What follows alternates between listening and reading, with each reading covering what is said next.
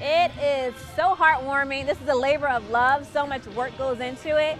And it just really makes me feel like my impact is actually making a difference when I hear the positive feedback from people. If we could just give a round of applause for our volunteers. Everybody wearing a purple shirt has put in a lot of time and effort into making this event what it is today.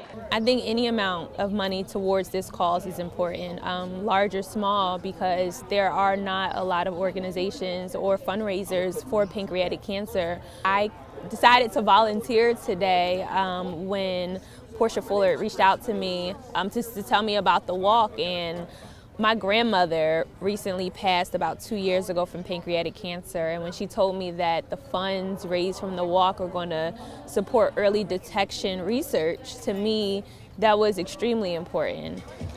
If there was early detection, the question is if my grandmother would still be alive today. By the time they detected her cancer, they thought it was diabetes, and they thought she was just having indigestion problems. And when they caught it, she was already in stage 4, and at that point it was nothing they could do. Pancreatic cancer, and just to correct some stats that came up here, is going to become now, it just became the 3rd leading cause of cancer-related deaths in this country. So a little background about Sky, our co-founder and president of our board. Pancreatic cancer is a very close disease to her, as she lost 3 family members from it. So that's where the pancreatic cancer aspect comes from.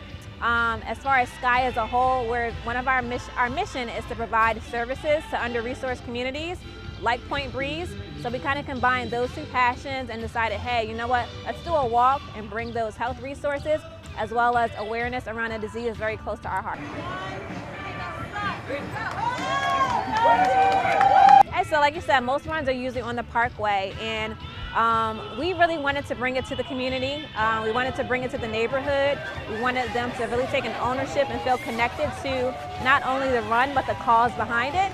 And then while we're having the run, there's often a health fair, which provides resources. So we wanted to bring all of that to the community instead of having them come out of their communities and come to us. So again, us going into the community is a big part of the things that we do.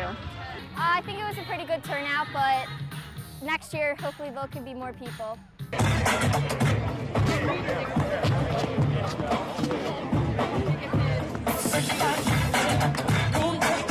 I honestly didn't realize how many families were impacted by it until I personally had a relative impacted by it.